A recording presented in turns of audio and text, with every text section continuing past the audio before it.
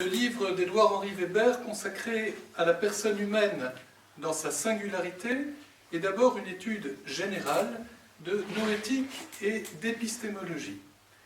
C'est que, selon notre auteur, l'homme est principalement être de connaissance et de savoir. Après avoir montré comment la connaissance humaine ne doit pas être réduite à la production de représentations en suivant un rationalisme moderne qui conduit à des catastrophes culturelles, mais qu'elle doit être pensée comme engendrement progressif d'un être à la vérité de Dieu, du monde, des autres et de lui-même, dans le respect de ce qu'ils sont et l'espérance de ce que lui-même est appelé à devenir. Tout cela, le philosophe peut le penser, et c'est là même ce qu'il nous doit.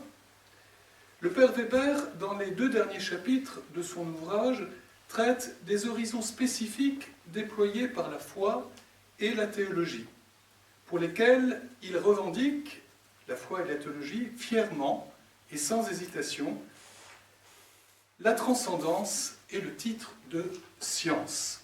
Ce sont les chapitres 13 et 14, l'épistémologie théologique thomasienne, et l'inhabitation des personnes divines en l'immanence intellective de la personne chrétienne, les 50 dernières pages que je vais entreprendre de résumer.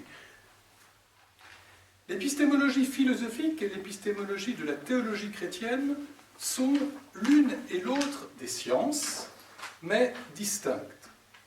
Le parcours weberien suit l'histoire de ce qu'a dit l'Occident de la personne humaine comme être de savoir, depuis les origines antiques et bibliques jusqu'à Heidegger.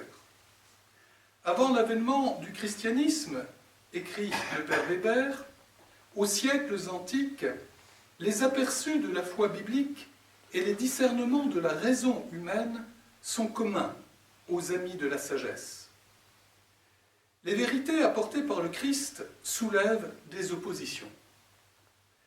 À la faveur d'âpres débats où s'affrontent apologètes du christianisme et sages païens, ou débats internes au christianisme, de nouveaux et importants acquis philosophiques relatifs à la personne humaine ont vu le jour.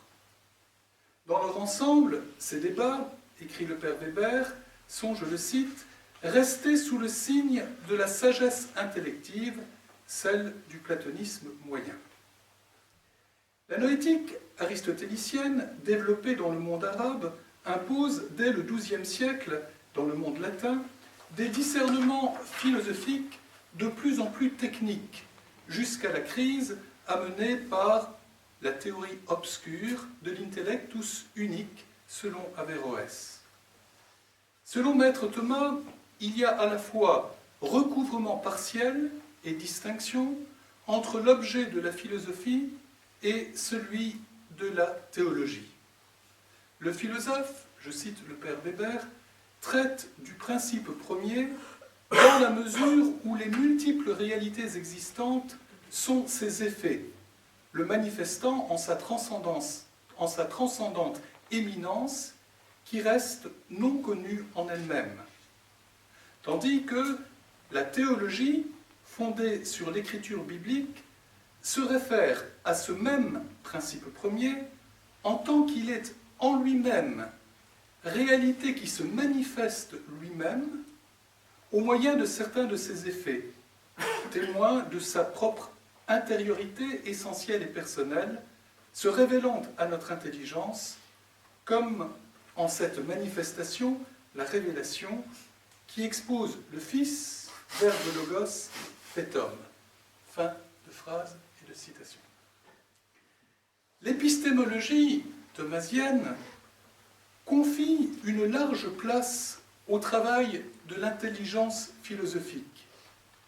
S'il faut constater et interpréter les conflits entre théologiens et philosophes, c'est, écrit le père Weber, qu'il faut distinguer la majuscule philosophie et les thèses des philosophes ou de ceux qui sont réputés tels. C'est le moment, je cite toujours le père Weber, de se souvenir de Luc 10, 21. Sous l'Esprit Saint, Jésus le Christ exulte d'admiration. Loué sois-tu, Père et Seigneur du ciel et de la terre, d'avoir caché cela aux sages et aux intelligents et de l'avoir révélé aux tout-petits. Mais, continue le Père Weber, commentant l'Évangile, qui traite de sagesse philosophique peut lui aussi être un de ces tout-petits s'il accueille la sublime parole du Verbe divin fait homme. La théologie doit rendre raison de l'appel évangélique à une conduite de sagesse pratique, œuvrer en faveur de la justice, de la libération des opprimés, au bénéfice des affligés et des meurtris que Dieu veut libérer et guérir. Mais cet accès à des conditions dont la plus importante est de partager autant que possible l'intellection divine. Le Christ nous le rend possible. La condition humaine se heurte à des énigmes et à des mots divers, à propos desquels, écrit le Père Weber, les arguments philosophiques sont décevants et même inexistants. La théologie chrétienne se doit de rendre compte, autant que possible, du caractère d'excessive générosité transcendante qui est propre à la sagesse divine, se révélant jusqu'en son contraste avec la courte raison humaine. Tel est l'objet propre de la théologie chrétienne, la généreuse bonté de Dieu en son don eschatologique. Dieu tel qu'il se dit en sa généreuse bonté. D'où une intéressante remarque sur l'interprétation d'Exode 3,14, où Dieu se désigne à Moïse comme celui qui est. Le Père Weber invite à ne pas choisir entre l'interprétation ontologique et l'interprétation soteriologique, mais à inclure l'une dans l'autre. Dieu se dit en nous sauvant et il nous sauve en se disant. Tenir compte, écrit le Père Weber, de ce dessein d'intervenir en faveur des humains fonde un sens bien plus pertinent du « je suis », c'est-à-dire « je suis avec toi », que celui qu'on lit souvent en Exode 3,14 en le bornant au sens ontologique comme en temps d'essai assez récent. Telle est cette métaphysique de l'Exode que Thomas expose en sa Somme contre les gentils au livre 1, chapitre 22, en interprétant avec le sens d'éminence du titre divin de bonum, de Denis. L'éminence de la doctrine théologique, selon Thomas, est celle des dons de grâce selon lesquels l'homme bénéficie d'un appoint perfectif, bonum, parfois dit chez Thomas super additum, qui assure à notre intelligence de pouvoir discerner le mystère Christ, Fils et Logos, fait homme, révélateur, proposant à toute personne humaine l'accès à la félicité comprise comme participation à la félicité divine. Cet apport est un enrichissement proprement théologique du thème philosophique d'essai reçu du principe premier, apport dû à l'intelligence du théologien chrétien. C'est à partir de là que Édouard-Henri Weber rappelle les caractéristiques essentielles de la théologie thomasienne des vertus et des dons. Celle-ci échappe au double écueil du rationalisme. L'intellection de la foi aux vérités révélées n'est pas homogène au savoir purement humain. Non seulement elle concerne ce qui est bien autre que nos immédiates et faciles évidences rationnelles relatives aux choses d'emblée accessibles, mais son objet formel à la théologie, partager la béatitude divine, reste référé à la révélation et à l'invitation divine à une vie nouvelle dans la résurrection espérée. Elle échappe donc à l'écueil du rationalisme, mais aussi du fidéisme. La science de la foi, écrit Père Weber, n'est pas saut dans le vide, comme ont pu le dire des rationalistes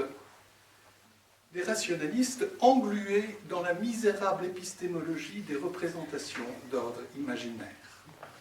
Mais le Père Weber tient ferme son propos, qui est de montrer comment la révélation et la théologie ont dégagé la singularité et donc l'éminente dignité de toute personne humaine.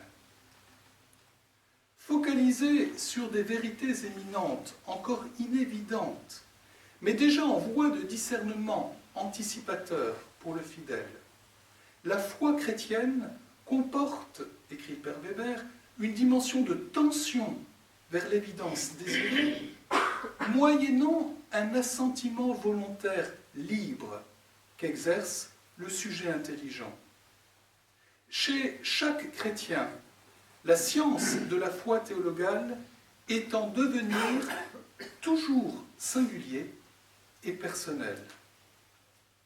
Et cependant, les inégalités singulières, les délais, ne concernent pas ce qu'est la foi comme science, dont il est très sûr qu'au moins un homme, le Christ, en est déjà détenteur et source pour nous. Édouard-Henri Weber tient sans se laisser intimider par des appels au bon sens et à la raison, qui recouvrent un manque d'intelligence de ce qu'est le savoir humain. Il tient donc, sans se laisser intimider, la doctrine du triple niveau des savoirs chez l'homme Jésus pré-Pascal.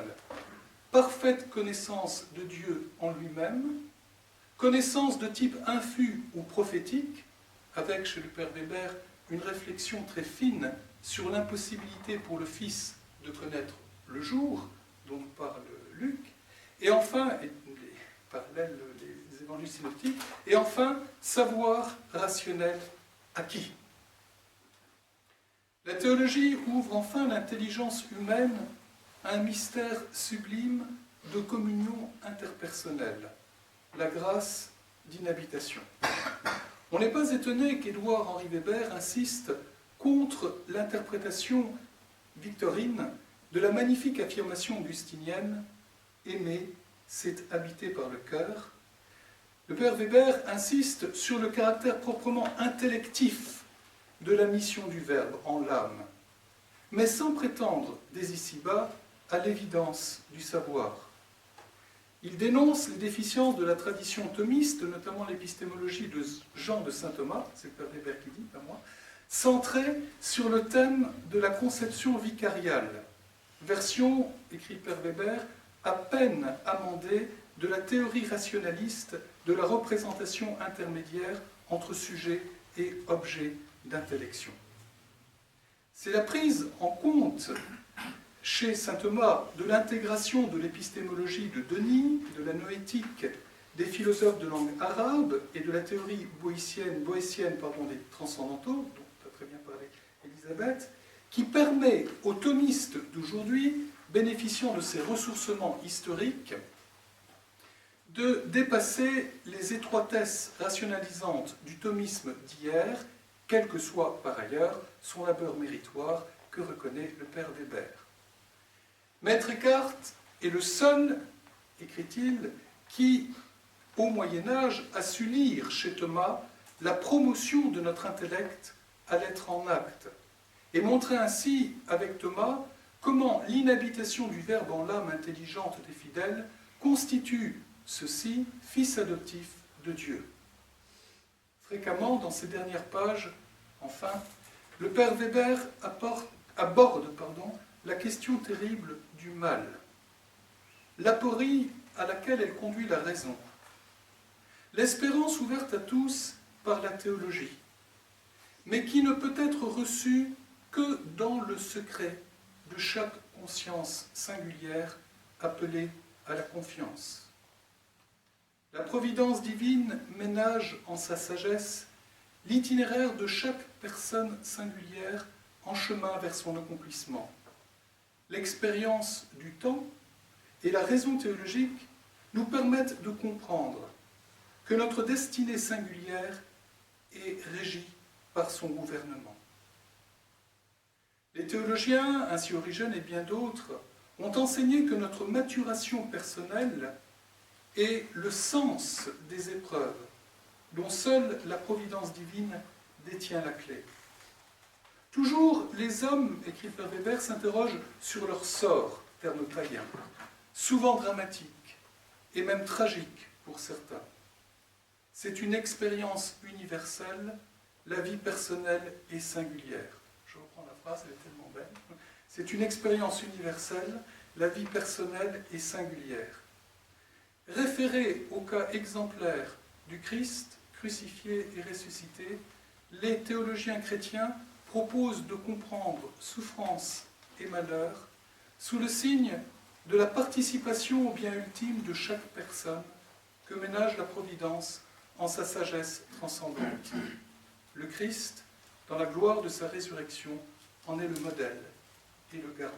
Fin de citation.